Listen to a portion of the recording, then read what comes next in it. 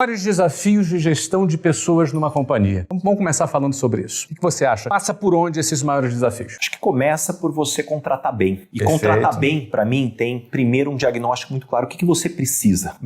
E o que eu vejo é que a maior parte das pessoas, quando perde alguém ou tem que contratar alguém, não faz uma reflexão profunda. O que realmente eu preciso? E aí você cai numa armadilha muito grande, que você, por não ter a visão do todo, ou não ter a clareza e colocar isso no processo seletivo, você contrata a pessoa para a tarefa e não para o sonho. O que você está construindo? Você quer alguém para ajudar a construção do sonho ou para a tarefa? E aí depois você reclama que a pessoa não tem o comprometimento, ela não tem o match cultural e efetivamente tudo que acaba caindo nas armadilhas de você ser um líder. E para mim também tem um aspecto muito forte do líder de como ele tem o papel de desenvolver quem está ao lado, de realmente puxar, setar o tom efetivamente. Isso para mim é essencial. E ainda assim, se a gente colocar o papel do líder, tem um outro ponto que para mim é importantíssimo. Custo de transação. O que é o custo de transação? O líder é responsável por baixar o custo de transação entre as relações. Tem uma teoria que eu adoro, que é do Paul Milgrom. Ele ganhou o prêmio Nobel e ele traz a economia comportamental para a gestão de pessoas. Custo de transação todo mundo conhece quando você fala, bom, tinha um custo de DOC, de TED, veio o Pix, diminuiu o custo de transação. Perfeito. Agora, uma tarifa. Exatamente, uma tarifa. Agora, o que é o custo de transação de pessoas? Quando eu estou na empresa e alguém que eu gosto ou confio me pede alguma coisa, eu vou lá e faço sem pensar duas vezes. Quando alguém que eu não confio ou não gosto me pede alguma coisa, eu uso as regras e a burocracia para explicar por que eu não vou fazer ou por que eu vou demorar para fazer. Aos amigos tudo, aos inimigos apenas o rigor da lei. Então, o papel de um líder é como é que eu reduzo o custo de transação entre as pessoas, e isso é o que mata muito das startups. Porque quando você tem um grupo pequeno, é fácil você ter transação baixa. A hora que cresce, você sai da colaboração pura e simples para organizar as pessoas em papéis, responsabilidades, processos e meta. Se você faz da forma certa, o trabalho flui. Se você faz da forma errada, gera burocracia. Começa a ter burocratas dentro da empresa. Então, tudo isso são elementos para a gente ter aqui com a bola no chão. Bem, Baza, olha, Baza falou que tudo começa, um dos maiores desafios começa na contratação. E um ponto que ele falou muito interessante, que mais do que a tarefa a ser realizada é o sonho. Essa pessoa que entra numa empresa, Mário, você que já contratou várias pessoas, já treinou várias pessoas, você acredita que a pessoa adapta seu sonho à empresa? Ou a empresa adapta esse sonho à pessoa? Ou como é que essas coisas se casam? Que elemento que define essa pessoa abraçar o sonho da empresa? Isso é vendido? Isso é natural? Isso é orgânico? Qual é a tua visão sobre isso? Interessantíssimo, né? Quem nasceu primeiro, ovo ou galinha? Mas, Flávio, assim, cara, de um tempo pra cá, eu procurei, nos negócios que eu participo, mudar um pouco essa nomenclatura, mesmo que internamente. Eu sei que o mercado usa ela, eu respeito, né? Que é contratar. Nós prospectamos pessoas, entendeu? Eu prefiro pensar que você tem que contratar uma pessoa não só pelo know-how que você está em busca. Então, é mais ou menos assim. Se eu quero contratar um vendedor e eu vou partir no princípio que eu quero um vendedor com alguma experiência, eu tenho que contratar esse vendedor, mas entendendo, principalmente, se esse vendedor tem disposição de aprender a cultura que está em vigor, regendo a minha empresa. Então, é muito mais por perceber se esse indivíduo vai brilhar o olho quando a gente estiver falando para ele sobre a cultura, do que propriamente se valer apenas o know-how. Porque... Em outras palavras, desculpa, deixa eu ver se eu entendi. É muito mais pela disposição dele aprender do que por aquilo que ele sabe. Exatamente. Porque nem sempre aquilo que ele sabe, dentro de uma cultura que ele não se adeque, vai fazer sentido. Ou seja, e aí nem ele atinge o seu objetivo, nem tampouco a empresa.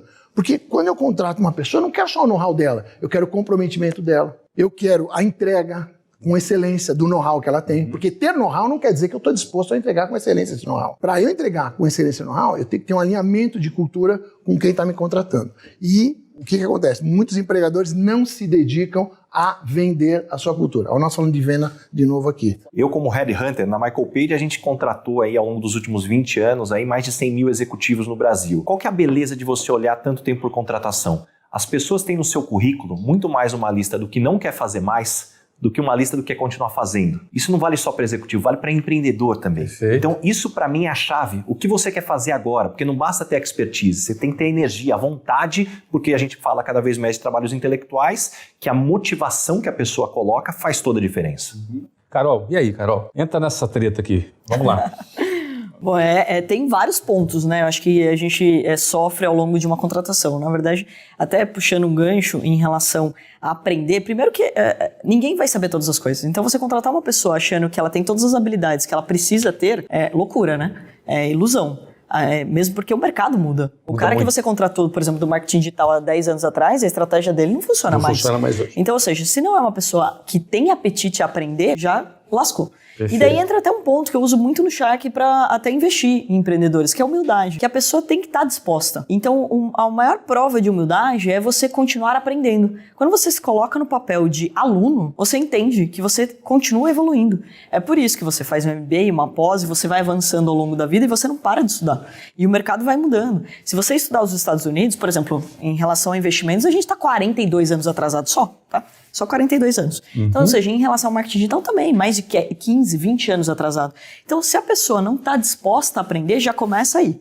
Dificilmente ela vai sobreviver no mundo corporativo, no mundo de uma empresa. E daí vem um ponto que você acaba identificando também nessa questão da humildade, que quando ela acha que ela resolve todas as coisas, em algum momento ela vai te abandonar. E ninguém quer treinar, investir numa pessoa que em algum momento vai falar, eu sou maior do que você e eu tô indo embora. E óbvio que a gente torce para que as pessoas evoluam, para que as pessoas montem seus negócios, para que as pessoas sejam felizes. Mas a pessoa que entra num time sempre achando que ela é a última bolacha do pacote, ela acaba com o time. Até porque a última bolacha do pacote vem sempre quebrada. Exato.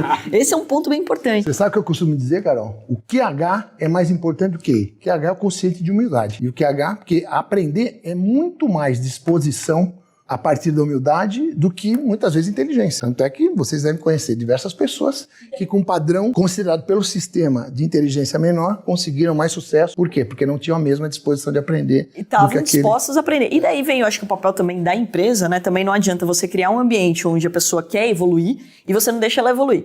E pior de tudo, que ela não, de alguma forma, não consiga crescer junto com você. Não é só financeiro. A pessoa quer sentir parte do negócio. Aí parte entra do sucesso também, meritocracia. do resultado. Sonho grande para mim, foi um marco também dentro do meu modelo de negócio e foi isso que me fez ter empresa de capital aberto. Porque eu falava, como que o trader, como uma pessoa que faz resultado dentro da minha empresa, entende que ela é importante para mim e quanto mais ela cresce, ela pode crescer junto comigo e ela pode se tornar sócio. O famoso stock option da vida também é um conceito que é importantíssimo de ser falado.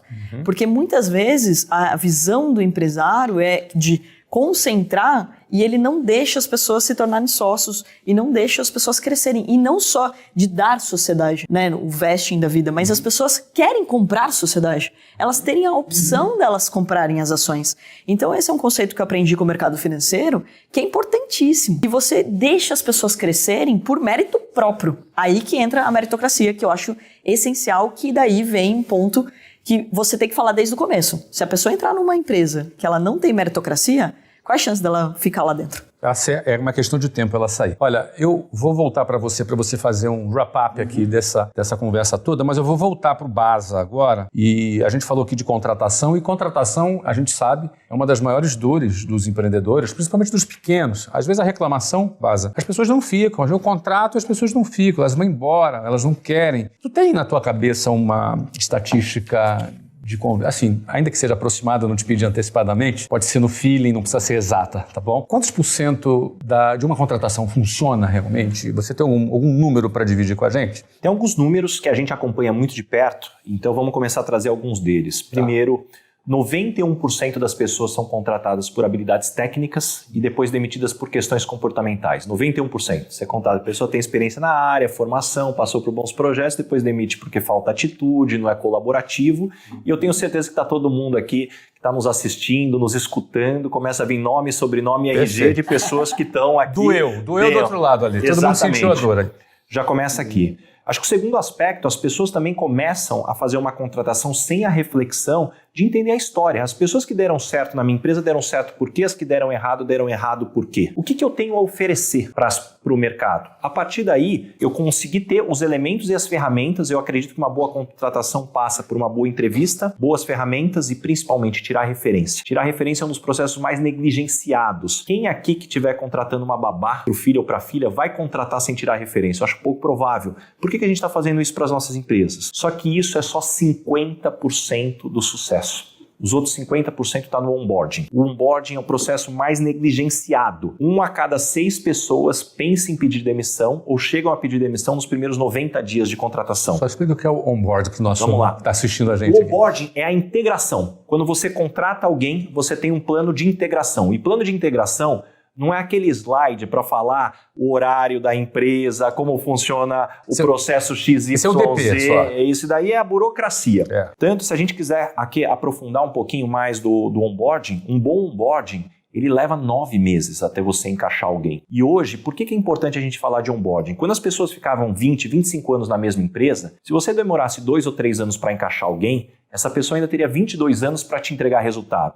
Com as pessoas ficando cada vez menos tempo, se você não encaixar rápido, às vezes o que custou para contratar, treinar mais a pessoa dentro do onboarding, a pessoa sai antes de te devolver esse resultado, né, que é o retorno da contratação. Então, é extremamente estratégico. Então, contratação com o onboarding, a integração são os 2 pontos fundamentais. Carlão, wrap up pra gente, a conclusão aqui pra gente fechar esse tema. Quase virando a folha. Não, alguns comentários só, eu gostei muito quando o Baza colocou a questão do D1 e D+1, né? Quer dizer, vou traduzir aqui da minha interpretação. A gente normalmente busca um funcionário para resolver um problema pontual. A gente às vezes não pensa que se esse cara estaria com a gente no D+1. Lá na frente eu quero esse tipo de pessoa, porque às vezes as empresas erram pela necessidade de contratar rápido. E elas acabam chamando alguém para resolver um problema pontual. Tipo, eu preciso de um cara de produção, chama do jeito que for, e aí começa o grande erro, porque essa pessoa ele não enxerga que vai estar lá na empresa do D+1. Então, às vezes, como diz a Zappos, como a Netflix, como a Container Store, o cara da Container Store falava muito, eu não lembro o nome dele, ele falava, a gente tem que contratar devagar e demitir rápido. É melhor um time ter menos gente, todo mundo dedicado, do que ter um número, digamos,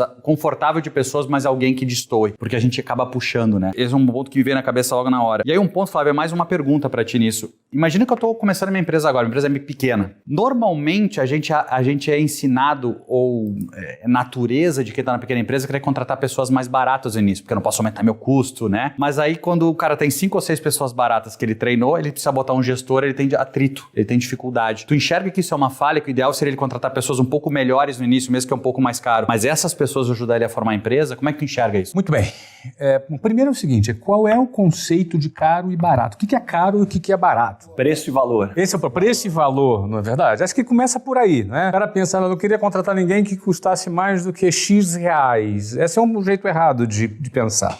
A gente analisa o barato e o caro não pelo o valor do salário, mas sim pelo retorno que esse cara dá. Então, se você tem alguém que vai te dar muito retorno, não importa qual seja o salário dele, ele é muito barato. E se você tem alguém que não te dá nenhum retorno, e se ele pode ganhar até menos, esse cara é muito caro. Então, o sentido do que é caro e barato tem que ser analisado do ponto de vista do resultado que esse cara te dá. Agora, no início da empresa, é muito bonita essa teoria, mas no início da empresa, o empresário, todo mundo aqui começou um negócio, às vezes está vendendo o almoço para comprar a janta, é um dito popular. Então, eu penso que ele precisa puxar esse trem, ele precisa ser a locomotiva para puxar os vagões. Ele precisa fazer, não tem jeito. Esse primeiro momento de um empreendedor é o momento da sobrevivência. Ele precisa se provar. Quando ele se prova e prova o negócio dele, aí ele começa a expandir aquela célulazinha dele. Ele é a primeira célula a ser multiplicada desse corpo que vai crescer. Quando ele começa a crescer, eu entendo que ele deveria ou deve, ali naquele grupo que ele tem, identificar um líder, alguém que ele vai investir nessa pessoa. Eu acho muito mais fácil, muito mais provável você formar alguém que está com você naquele primeiro momento do que você trazer alguém de fora. Nesse primeiro momento. Vão existir momentos que você necessariamente vai precisar trazer alguém de fora. Momentos mais mas aí você passou daquele momento mais crítico, entendeu? E aí sempre pensando que o caro é o que não dá retorno e não é o preço do salário. Não vai estar contigo no D+1, né? Exatamente.